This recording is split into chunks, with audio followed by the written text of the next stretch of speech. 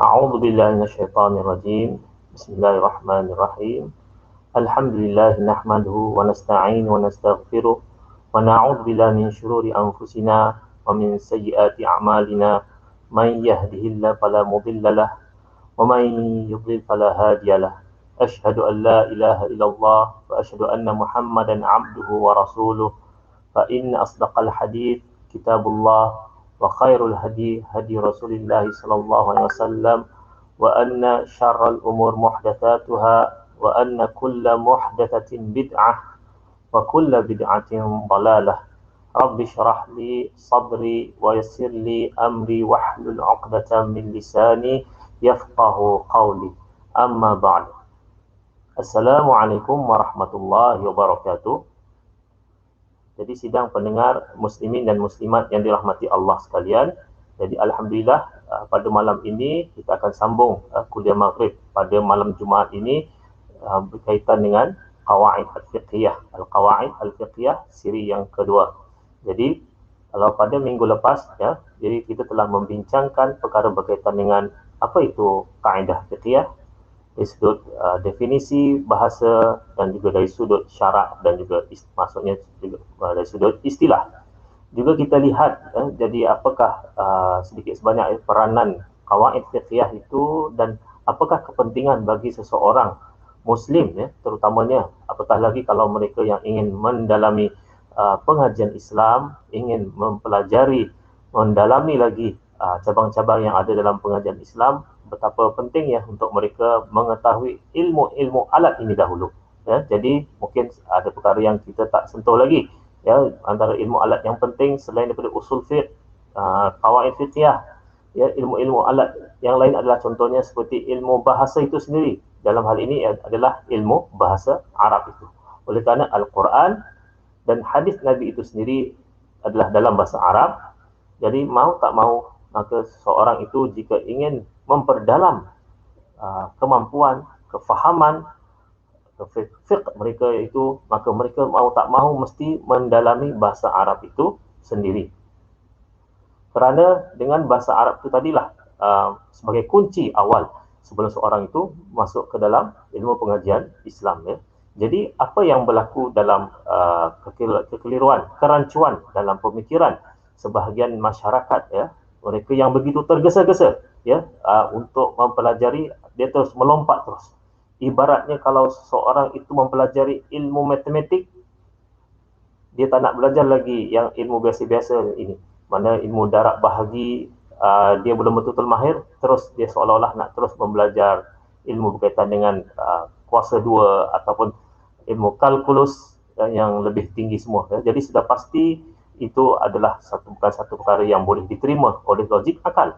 Jadi sama jugalah dalam bidang pengajian agama, sepatutnya seseorang itu juga ada satu peringkat ataupun perlu dia mendalami ilmu agama tadi secara ikut berperingkat ya. Jadi tidak cukup dia terus ya melompat ya. Kerana di sana ada orang jadi bila disuruh belajar bahasa Arab ataupun belajar nahwu dan juga ilmu alat yang lain, jadi dia kata, buat apa nak belajar semua ni, saya nak terus ilmu tafsir, saya nak terus belajar ilmu usul fiqh yang tahap tinggi, terus maqasid teruslah. Pasal sekarang ni banyak begitu popular dengan ilmu maqasid syariah ya. Jadi semua sana sini semua orang ikut apa yang disebut sebagai maqasid syariah. Bahkan di peringkat kerajaan sendiri ya. Jadi kita ada indeks maqasid syariah. Jadi semua bicara soal maqasid syariah. Ini boleh berdasarkan maqasid syariah, itu boleh berdasarkan maqasid syariah. Jadi sebut maqasid syariah itu begitu lancar di bibir. Tapi dalam bab perkara yang lain ya, usul fiqh dalam bab bahasa Arab semua tu, maka dia tidak begitu mempelajari. Golongan ini tidak begitu mempelajarinya dan akhirnya dia menghasilkan satu ilmu ataupun menghasilkan gaya pemikiran, menghasilkan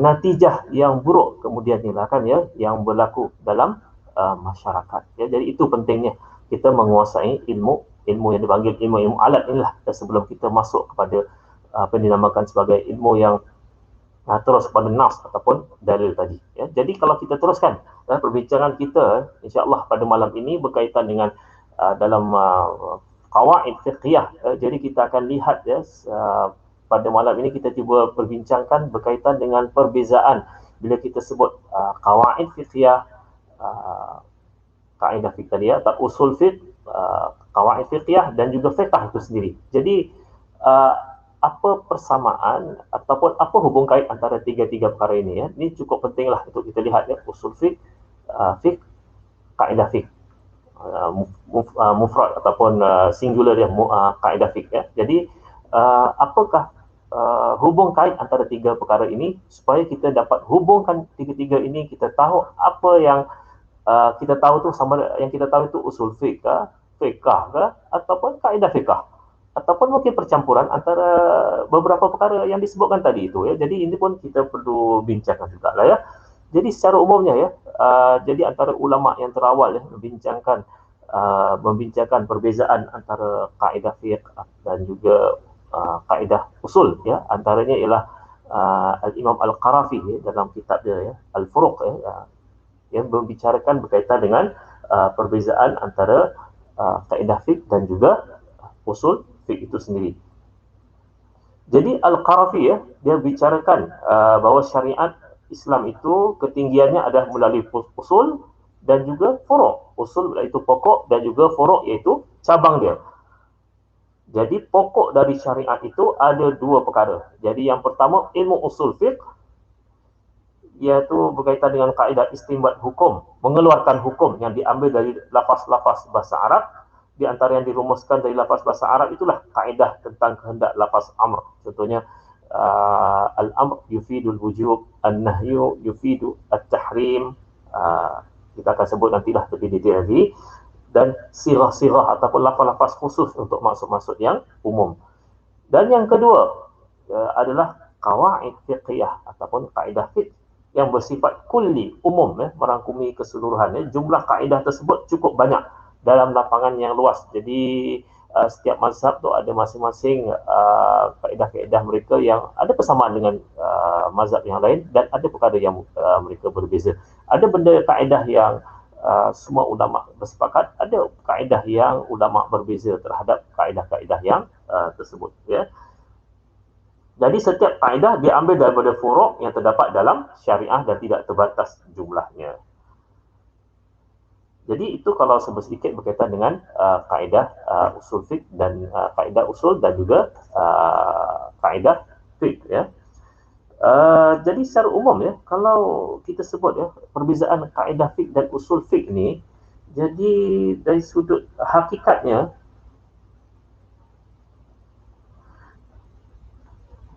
kaedah fiqh ini adalah untuk menerangkan hukum syarak ya, yang daripada kaedah tadi tu banyak ya perkara-perkara yang bersifat furu' tadi dalam banyak cabang-cabang fiqh tadi, hukum-hukum tadi yang dapat perkara yang banyak berbeza tadi tu diikat semua itu di atas satu persamaan ilahnya.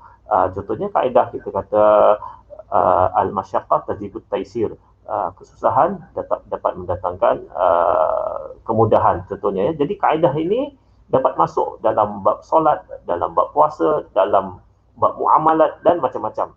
Jadi oleh kerana ada persamaan, maknanya beri kemudahan daripada benda yang susah. Jadi persamaan-persamaan ini tadi itu itulah jadi bentuk kaedah fiqh. Adapun kaedah usul, apabila kita membicarakan kaedah usul ataupun kaedah usul ini daripada usul fiqh ya, dia bukan menerangkan hukum syarak ya, yang bersifat kulli ataupun bersifat umum tadi ya, tapi dia adalah kaedah untuk istidlal ataupun kaedah untuk mengeluarkan hukum bagi menerangkan hukum syarak, sama ada secara kulli atau juz'i, ataupun sama ada secara keseluruhan ataupun secara sebahagian ya, juzuk-juzuk yang kecil. Jadi itu perbezaannya. Jadi kalau yang usul fiqh dia lebih kepada cara istidlal, cara menggunakan kaedah untuk mengeluarkan hukum. Qawaid fiqh dia menerangkan hukum syarak. Jadi itu perbezaannya. Kemudian maknanya dan fiqh itu sendiri adalah hasilnya ya. Kalau kita nak gambarkan beginilah ya, kalau kita sebut kaedah contohnya ayat Quran ya, aqimus salah, ini adalah yang bermaksud dirikanlah solat, dirikanlah solat. Jadi bagaimana ulama mengeluarkan kesimpulan bahawa daripada ayat Quran ini menunjukkan wajibnya solat di waktu itu ya. Jadi dia lihat menggunakan dengan kaedah usul, iaitu kaedah usul fiqh, iaitu al-amr yufidu al-wujub. Sirah ataupun lafaz suruhan membawa maksud kepada wajib. Jadi dalam ayat tersebut, dirikanlah solat menunjukkan dengan menggunakan kaedah usul tadi menunjukkan bahawa solat itu wajib kerana di situ adalah ayat suruhan. Jadi hasilnya ialah fiqh, iaitu kewajipan solat 5 waktu. Itu adalah fiqh. Qawaid fiqhiyah pula di mana letaknya? Qawaid fiqhiyah, kaedah fiqhiyah. Contohnya kalau seorang itu tidak mampu solat ya secara berdiri, dia boleh secara duduk. Jadi itu menggunakan kaedah fiqh ya, berdasarkan hadis Nabi yang lain ya. Jadi kita lihat ya, sumber-sumber kepada kaedah fiqh nanti ya. Jadi lebih kurang begitulah ya. Jadi fiqh itu adalah hasil. Proses adalah datang daripada usul fiqh. Qawaid fiqhiyah datang kemudian. Kalau boleh saya bagi analogi lah kan ya, untuk lebih mudah faham ya. Kadang mungkin agak sukar untuk faham lah kan ya. Contoh kalau keropok leko. Kalau keropok leko ni daripada popular dekat negeri Pantai Timur kan, Kelantan dengan semua kan ya. Jadi keropok leko yang dah goreng semua tu, itu adalah fiqh. Adapun bahan mentahnya tadi, ikan, tepung, ikan kembung tadi contoh semua lah kan ya, ataupun tepungnya untuk digaulkan dengan ikan tadi tu, itu adalah bahan mentahnya. Dia serupa seperti persamaan dengan dalil-dalil Al-Quran dan Sunnah, adalah bahan mentah. Jadi bahan mentahnya macam mana kita nak lakukan dengan bahan mentah ni tadi untuk menghasilkan dalil tu? Kalau dalam Al-Quran lah ya, ataupun hukum ya. Kalau dalam kes ni tadi tu macam mana nak menghasilkan keropok leko daripada ikan dan juga tepung tadi ni. Jadi kaedah untuk buat benda ni semua ya, itulah kaedah usul fiqh ya. Jadi ikan tu perlu dikukus dahulu. Saya pun tak pastilah cara buatnya lah kan ya. Dikukus dahulu, dibuang tulangnya, baru digaul dengan tepung dan juga letak bahan-bahan lain lah yang diperlukan.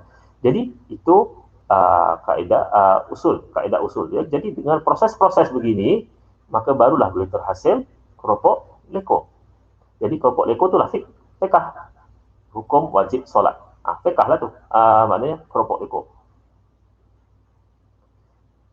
Kaedah fiqh macam mana pula ya? Tak semua orang boleh makan keropok leko. Kerana mungkin ada orang yang alahan gatal dengan ikan.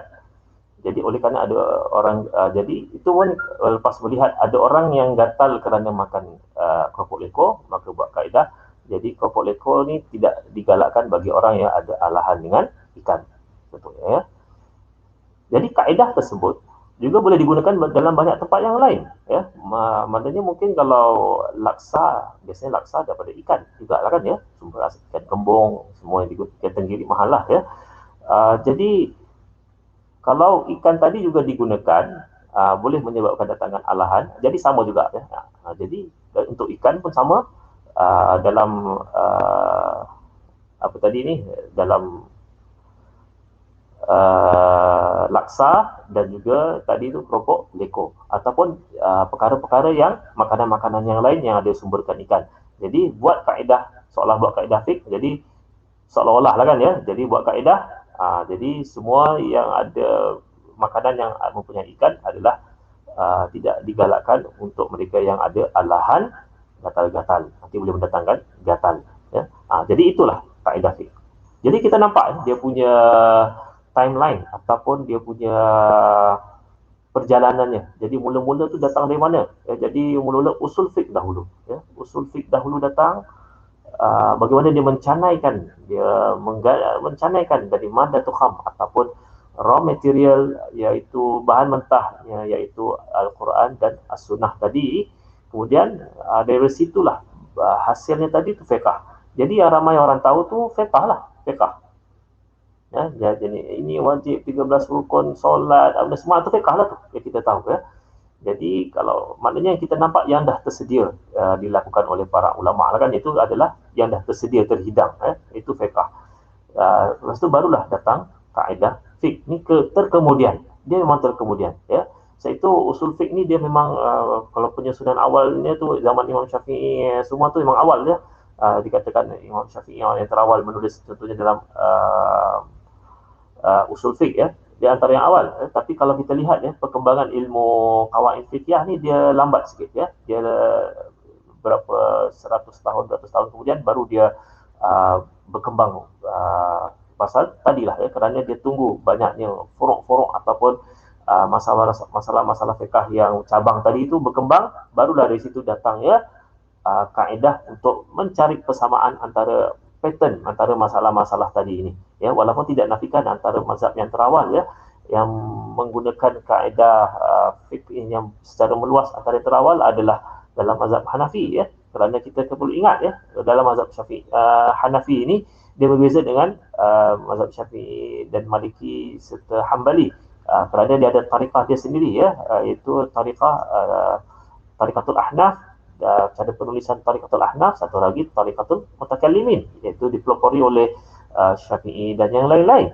Kalau yang Tariqatul Ahnaf, dia lebih pada cara beliau usul fiqhnya, dia banyak cabang-cabang fiqh tadi tu, kemudian baru didatangkan kaedah usul fiqh. Berbanding dengan mazhab-mazhab lain, dia mendatangkan usul dahulu, kemudian barulah dia tatbik ataupun praktikkan kaedah tadi itu dalam mencari ataupun mengeluarkan hukum-hukum syarak. Jadi itu perbezaannya, ya.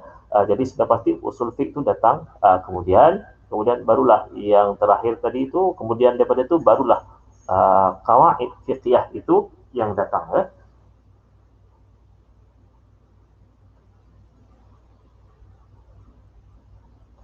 Jadi apa dia hubungan antara usul fiqh, ya, dan fiqh dan qawaid fiqhiyah ni tadi, ya.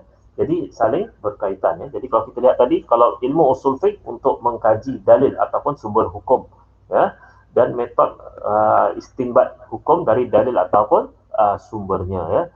Jadi ini berbezalah, setiap mazhab pun ada yang berbezalah, ya, ada beberapa kaedah di dalam mengeluarkan hukum, ya.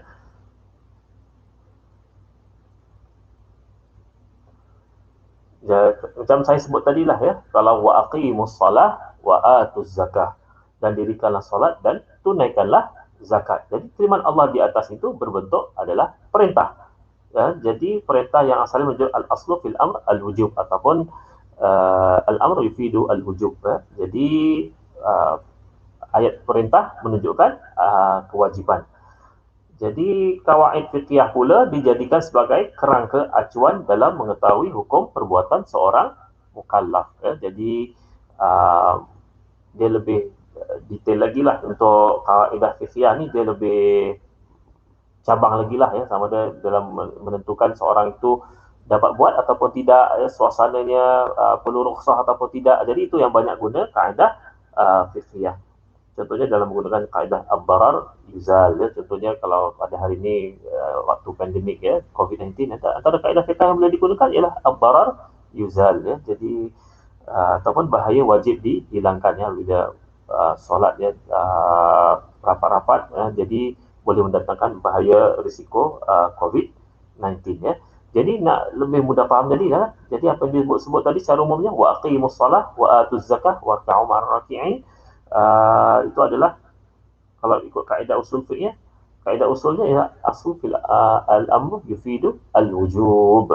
Jadi dari situ baru datang fiqh, iaitu kewajiban solat 5 waktu ya, dikerjakan pada waktunya lah, waktu-waktu yang telah ditetapkan dalam Islam ya. Andai kata ada orang yang pada waktu sekarang ini, waktu COVID-19, ad-darar yuzal, ataupun contoh-contoh klasik ya dalam kitab ulama Islam ya, contohnya apabila seorang itu ada ancaman bunuh apabila solat dikerjakan pada waktunya, jadi gunakan kaedah fikih iaitu ad-darurah tubih wal mahdhurat ataupun ad-darar yuzal. Jadi kebolehan untuk solat itu tidak pada waktunya. Jadi dalam hukum darurat tadi ya. Jadi sudah pasti perbahasan yang lebih panjang lah. Ini untuk lebih mudah faham dulu. Jadi kita lihat ya bagaimana dia punya rentetan ataupun kronologi ya para ulama bila dia mengeluarkan yang ini kaedah usul, yang ini adalah kaedah fiqh. Jadi apa tujuan ya dan kepentingan mempelajari ilmu kaedah fiqh ini, qawaid fiqhiyah ini? Jadi tujuan kita mempelajari ini tentulah ada banyak ya. Jadi tujuannya agar dapat mengetahui prinsip-prinsip umum ya fiqh dan akan mengetahui pokok masalah yang mewarnai fiqh dan kemudian menjadi titik temu dari masalah-masalah fiqh yang berlalu tadi. Dari tujuan belajar qawaid fiqhiyah, maka manfaat yang diperoleh kita akan lebih mudah untuk menetapkan hukum bagi masalah-masalah yang dihadapi ya. Jadi bila pattern sudah kita bentuk, jadi memudahkan pada masa akan datang. Andai kata ada isu-isu yang lain, jadi para ulama mudah untuk mengeluarkan hukum, mana justifikasi mereka hukum apa dia? Mereka katakan haram contohnya ataupun tidak boleh. Jadi contohnya menggunakan kaedah ad-darar ataupun menggunakan kaedah diharuskan satu perkara menggunakan kaedah ad-darar yuzal ataupun ad-darurat tubihu al-mahdhurat. Itu contohnya kaedah-kaedah yang mereka mungkin boleh gunakan. Jadi kalau dari sudut sumber ya, jadi kaedah merupakan cara bagi orang yang bergelumang dengan fiqh tadi untuk memahami dan menguasai maqasid asy-syariah. Itu kita tak boleh nafikan juga ya. Bahkan kalau kita lihat ya, kaedah-kaedah yang utama tadi ni, yang kaedah fiqh yang utama ni, al-umur bimaqasidiha, ad-darar yuzal, ini semua tu kebanyakannya dia beredar dalam lingkungan maqasid syariah ya. Kerana dengan maqasid syariah itulah baru kita tahu roh dan juga kompas ya seorang ulama dalam menguasai hukum ya. Kedua, dari segi istinbat hukum, kaedah fiqh mencakup beberapa persoalan yang sudah dan belum terjadi. Oleh kerana itu, kaedah fiqhiyah dapat dijadikan sebagai salah satu alat dalam menyelesaikan persoalan yang terjadi yang belum ada ketentuan atau kepastian hukumnya. Dia memandu ya. Jadi mungkin ada timbul pertanyaan, jadi adakah kaedah fiqh ni ada sebahagian daripada dalil syarak ataupun tidak ya? Kerana kalau kita kata Al-Quran, As-Sunnah dalil, kemudian kita kata ijma', qiyas, dan juga sumber-sumber lain yang tidak disepakati ulama, istisab, syara' man qablana. Jadi itu adalah sumber-sumber bagi hukum syarak. Jadi adakah kaedah fiqh ini kita boleh masukkan juga sebagai satu sumber hukum syarak? Adakah kita kata bila kata dibolehkan benda ni sembahyang diharuskan untuk tidak sembahyang Jumaat dalam waktu COVID-19 ini, jadi dalilnya ialah ad-darar yuzal ataupun ad-darurat tubihu al-mahdhurat. Jadi adakah dia sendiri sebagai dalil yang mustaqil, adakah dia itu sendiri dalil tersendiri yang boleh digunakan ataupun bagaimana ya. Jadi di sini pun para ulama lihat jugalah, kita tengoklah kaedah tadi itu, kalau kaedah itu sendiri sumbernya datang daripada Al-Quran dan As-Sunnah, jadi tak ada masalah lah, kerana hakikatnya memang sumbernya asalnya daripada Al-Quran dan Sunnah. Tapi kalau kaedah tadi itu hasil istiqra ataupun hasil penelitian ulama selepas melihat banyak hukum, kemudian dia membuat satu kaedah, maka di situ dia tidaklah boleh berdiri sebagai suatu dalil yang tersendiri.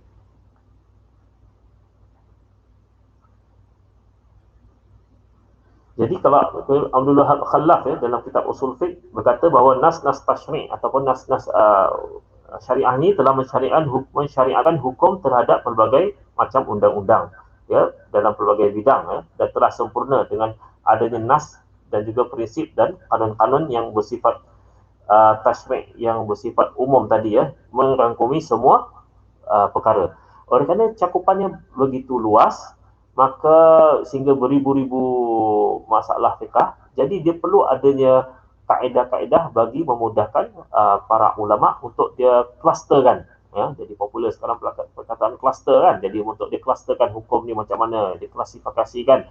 Yang ini kaedah ni macam mana, satu kaedah ni hukumnya banyak ya boleh dimasukkan. Jadi dia mudah dia klasifikasikan, jadi memudahkan generasi selepas itu untuk mempelajari ilmu syariah. Manakala Imam Izzuddin Abdul Salam ya, jadi menyimpulkan qawaid fiqhiyah ini adalah sebagai satu jalan untuk mendapatkan suatu maslahah dan menolak mafsadah. Jadi kalau kita lihat Izzuddin Abdul Salam ya, dalam Qawaidul Ahkam fi Masalihil Anam ya, semuanya dia antara kitab dia bercampurlah membicarakan soal kaedah fiqhiyah dan pada waktu yang sama banyak menceritakan berkaitan dengan maqasid syariah ya. Jadi dia banyak mengaitkan bahawa kaedah fiqhiyah ini sebagai satu jalan untuk mendapatkan suatu maslahah dan menolak mafsadah, iaitu untuk mendapatkan maslahah, mendapatkan kebaikan dan juga menolakkan keburukan. Dan bagaimana untuk kita berhadapan dengan kedua-dua situasi tersebut ya. Itu menurut Izzuddin Abdul Salam ya. Manakala Al-Qarafi dalam Al-Furuq ya, jadi menulis bahawa seorang fuqaha tidak akan besar pengaruhnya tanpa berpegang pada qawaid fiqhiyah. Jadi nak jadi ulama yang hebat ini bukan perasaan kerana jawatan ataupun dipandang hebat ya, tapi kalau seorang itu ingin memiliki malakah ilmiah ya, ataupun memiliki kemampuan ilmu ya, yang tinggi ya dalam bidang fiqh ini, maka dia mesti mempelajari dan juga menguasai kaedah fiqhiyah. Kerana jika tidak berpegang pada kaedah, maka hasil ijtihadnya banyak bertentangan dan berbeza antara cabang-cabangnya itu. Banyak tidak konsisten. Ya, boleh berlaku tidak konsisten. Ya. Jadi bila ada kaedah itu, maka dia boleh memudahkan jadi lebih banyak standard. Walaupun tidak dinafikan ya, kaedah fiqhiyah, ada juga beberapa perkara yang akan terkeluar juga daripada kaedah umum tadi ya. Istisnaat kita panggil lah. Maknanya ada beberapa perkara yang tidak akan ikut pada kaedah ini. Jadi kalau kita lihat ya seterusnya,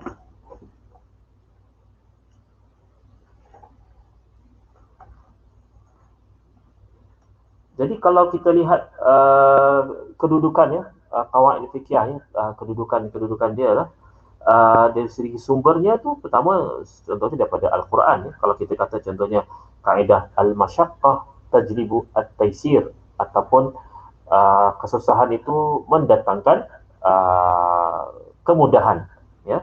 Jadi asal ataupun bagaimana kaedah tersebut ya adalah daripada firman Allah Subhanahu Wa Taala, a'udzu billahi minasyaitonir rajim, wa ma ja'ala 'alaikum fid din min haraj, sadaqallahul azim, sadaqallahul azim, daripada surah Al-Hajj ayat 78.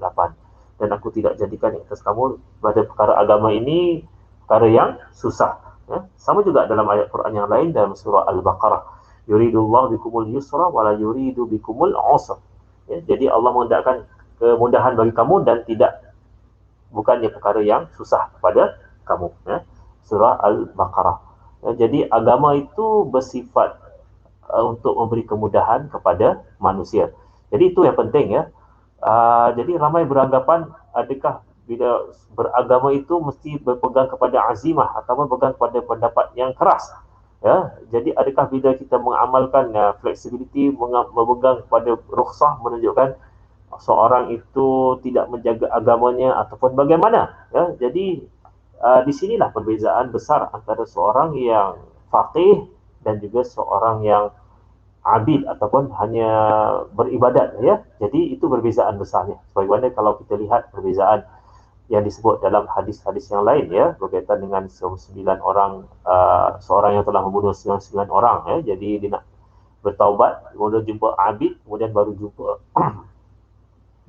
jumpa seorang ahli agama, ya. Jadi yang abid kata kau ni akan masuk neraka, dia tak ada taubat. Jadi dia bertanya kepada yang seorang yang berilmu, ulama tadi, insyaAllah kau boleh bertaubat, boleh selamat dengan cara engkau bertaubat, ya. Jadi itu berbezaan, ya, kalau kita lihat, ya, antara orang yang faqih, berilmu, dengan hanya orang yang tumbuh pada ibadat semata-mata. Jadi kedua ayat ini dijadikan asas ataupun dasar untuk daripada dua ayat tadi itu dikeluarkan kaedah al-masyaqqah tajribu at-taisir, ya. Jadi maknanya kalau seorang ulama kata okey, dalilnya ialah al-masyaqqah tajribu at-taisir, jadi boleh diterima kerana hakikatnya kaedah tersebut datang daripada ayat Al-Quran sendiri. Sama juga, ya, kaedah ad-darar yuzal, ataupun kemudaratan hendaklah dihilangkan, ya. Kemudaratan hendaklah dihilangkan. Banyak ayat Al-Quran yang berkaitan dengan kita perlu menghilangkan kemudaratan, ya. Contohnya kalau kita lihat dalam surah Al-Baqarah juga, ya. Jadi faman ittara ghaira baghin wala 'adin fala itsma 'alaih. Yang bermaksud lebih kurangnya, jadi siapa yang dalam keadaan mudarat, jadi maka tidak ada dosa baginya, dengan syarat dia tidak melampau-lampau lah dalam mengambil kemudahan tersebut, ya. Jadi itu dalam surah Al-Baqarah, ataupun dalam ayat surah Al-Maidah, ya, berkaitan dengan makanan, ya, faman ittara fi makhmasatin ghaira mutajanifin li itsmin fa innallaha ghafurur rahim. Jadi daripada kedua ayat ini ulama mengeluarkan kaedah ad-darar yuzal. Ataupun kaedah lain, ya, ad-darurat tubihu al-mahdhurat, ya.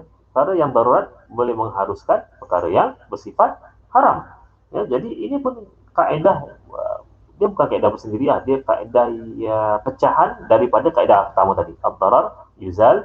Jadi datang daripada kaedah ad-darar yuzal, datang kaedah yang bawah pecahannya tadi, antaranya kaedah darurat tubihu al-mahdhurat. Perkara mudarat itu, darurat itu boleh mengharuskan perkara yang bersifat haram. Contohnya tadilah ayat Quran yang tadi, sama jugalah, ya. Sama juga kaedah-kaedah yang sumbernya daripada sunnah Nabi, ya. Contohnya kaedah al-hudud tusqatu bisyubhat, ya. Hudud, ya, hukuman hudud hendaklah digugurkan kerana andai kata ada syubhah, ya, dalam penghakiman tersebut, ya. Jadi kaedah ini diambil daripada sabda Nabi SAW, ya, daripada riwayat Bukhari sendirilah, idra'u al-hudud bisyubhat, gugurkanlah hudud jika ada perkara yang bersifat syubhat, ya. Jadi daripada hadis ini tadi itu, jadi ulama pun buat kaedah, ya, al-hudud tusqatu bisyubhat, ya. Jadi walaupun jadi maknanya kaedah yang merangkumi, tapi ini kaedah yang kecil lah, dia tidak merangkumi semua bab, pasal dia lebih kepada dalam bidang jinayah. Itu pun jinayah, ya, lebih kecil lagi dalam bab hudud, ya. Jadi dia bukan satu kaedah kulliyah, yang merangkumi semua bab, ya. Jadi dia berbeza dengan kaedah-kaedah yang awal saya sebut tadilah, isu al-masyaqqah tajlibut taisir, kemudahan itu, kesusahan boleh mendatangkan kemudahan, dia boleh masuk hampir semua bab fiqh, ya, daripada bab ibadah ke bab taharah, bab muamalat, semua perkara boleh masuk, ya. Sama juga ad-darurat tubihu al-mahdhurat, hampir semua perkara dia boleh masuk. Tapi bila kita sebut al-hudud tusqatu bisyubhat, jadi dia hanya dalam bab hudud, bab jinayah sahaja, ya. Jadi dia lebih kecil, ya, dia punya kegunaannya. Jadi sama juga, ya, kalau pembahagian kaedah fiqh tadi itu dari segi sudut sumbernya, kemudian ada juga dari sudut keluasan dia punya cakupan, skop dia. Jadi kalau kaedah kuliah yang besar tadi, yang 5 perkara tadi, al-umur bimaqasidiha, al-yaqin la yazul bisyak, masyaqqat tajribut taysir, ad-darar yuzal, dan al-adah muhakkamah. Jadi ini kaedah-kaedah kubra, kaedah-kaedah besar ni dia merangkumi hampir semua bab yang ada dalam fiqh tadi, ya. Jadi tapi ada juga kaedah yang maknanya ni hampir semua bab, ada juga kaedah fiqh dia tidak begitu menyeluruh. Dia banyak juga bab yang dia masuk, tapi dia tidak terlalu menyeluruh. Contohnya kaedah al-ijtihad la yunqad bil ijtihad. Satu ijtihad tidak boleh dibatalkan dengan ijtihad yang lain. Jadi maknanya di sini semua ulama yang layak berijtihad, jadi layak maknanya tidak boleh diingkari ijtihad yang dia lakukan, ya.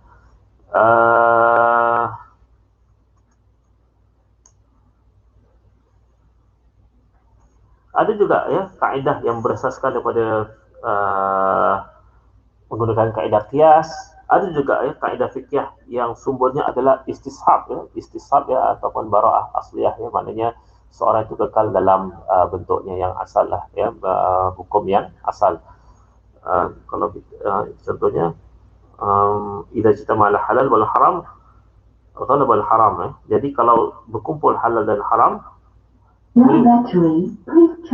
ghulibal haram, ya. Jadi ghulibal haram. Jadi itu pun satu contoh juga lah, ya. Kalau berkumpul halal dan haram, maka ghulibal haram, ya. Jadi itu yang berlaku, ya.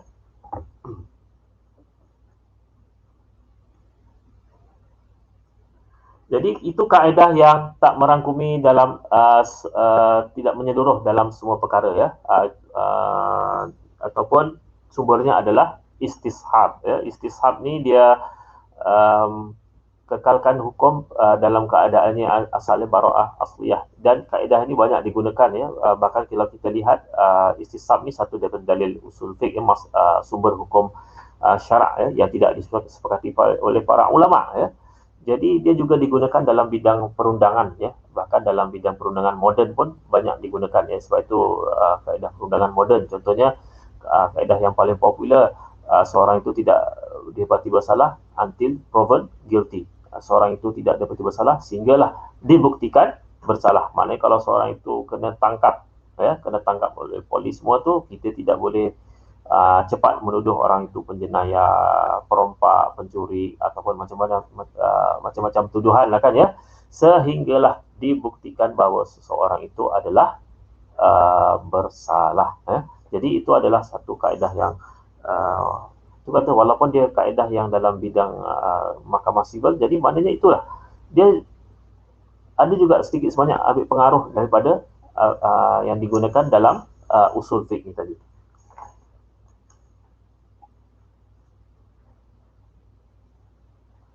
Jadi itu, ya, secara umumnya kalau kita lihat, ya, pada berkaitan dengan usul fiqh tadi ini, bagaimana kaedah fikih ini dia peranannya tadi untuk mengumpulkan ataupun mengikat, ya, hukum-hukum yang ada dengan satu ikatan antara hukum-hukum yang ada dibuatkan satu kluster. Jadi itu berbezalah berbanding dengan usul fiqh dan juga fiqh sebagai hasilnya. Sebab tu penting, ya, kalau kita untuk lebih mempelajari benda ini dengan lebih detail lagi, ya. Jadi bila kita tahu, maka kita lebih mudah untuk kita menghargai jasa-jasa yang telah dilakukan oleh para ulama dalam membangunkan, ya, turas warisan fiqh yang cukup kaya ini, ya. Jadi kalau kita pada hari ini tidak begitu mengambil kisah, ya, perkara berkaitan usul-usul ini, ya, usul fiqh, qawaid fiqhiyah ini, jadi kita akan rasa kurang menghargai, ya. Jadi bila kita belajar ni hanya fiqh semata-mata, itu adalah dia punya hasil, ya, hasil yang dihidangkan kepada kita. Sebab itu kalau dalam bermazhab, kan, ya, jadi bila seorang itu dikatakan contohnya bermazhab Syafi'i, Maksudnya ialah dia tahu sebenarnya kaedah bagaimana mazhab Syafi'i itu sendiri dalam mengeluarkan hukum. Itu baru boleh katakan layak mengatakan saya adalah bermazhab Syafi'i. Bukannya kata saya mazhab Syafi'i, maknanya semua hukum-hukum yang dalam mazhab Syafi'i yang saya ikut, saya mazhab Syafi'i. Jadi itu dari sudut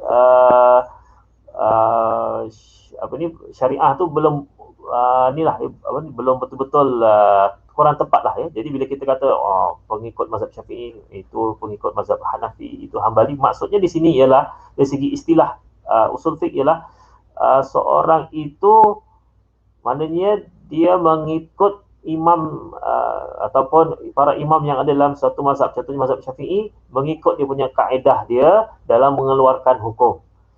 Fiqahnya boleh jadi, hasilnya boleh jadi berbeza, ya. Tapi itu tidak menjadikan dia terkeluar daripada mazhab, ya.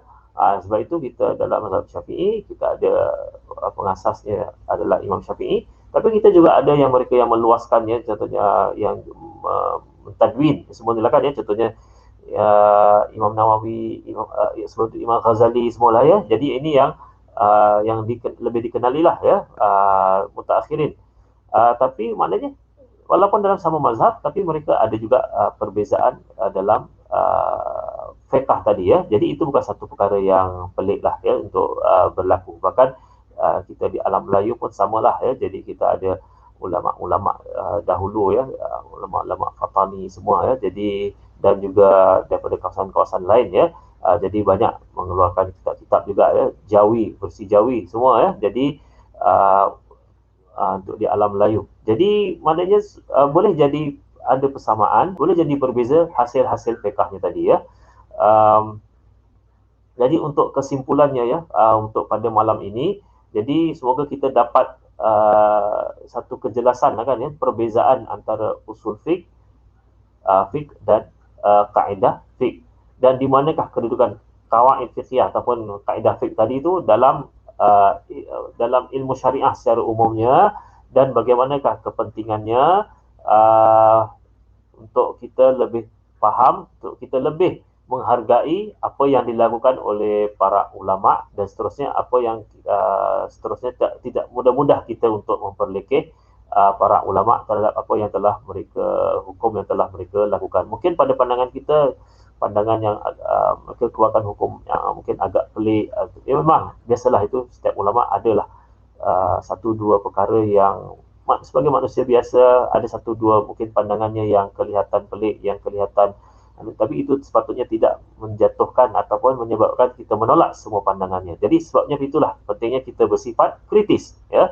Jadi kita tidak boleh terlalu taksub pada hanya satu ulama saja ataupun salah seorang saja, akhirnya sehingga kita membutakan mata kita daripada mendengar pandangan pihak yang lain yang mungkin lebih betul berbanding apa yang dipegang oleh guru kita. Jadi kita kena lebih banyaklah ya mempelajari. Jadi mudah zaman sekarang ni, walaupun dengan kemajuan teknologi ini, kita gunalah apa yang ada dalam Facebook apa semua ni kan, untuk dan juga media sosial yang lain itu kita banyak mempelajari ilmu ini ya. Jadi banyak ya pengajian-pengajian dalam Zoom, Google Meet, banyak sekarang ya. Jadi ikutilah semuanya lah kan ya. Jadi itu pun dah hampir samalah, walaupun tak orang kata ni tak macam asli, original. Kalau original dia kena lutut ke lutut ya. Jumpa dengan ulama bertalaki, yang ulama syekh tu kena duduk atas kursi tinggi semua. Tak apalah ya. Jadi ini pun juga sudah cukup bagus kalau kita dapat ikuti jugalah ya. Jadi rasanya cukuplah setakat itu untuk malam ini. Isyak pun dah masuk ya. Jadi yang baik itu datang daripada Allah, dan yang buruk itu datang daripada kelemahan diri saya sendiri. Saya sudahi dengan wabillahi taufiq wal hidayah. Assalamualaikum warahmatullahi wabarakatuh.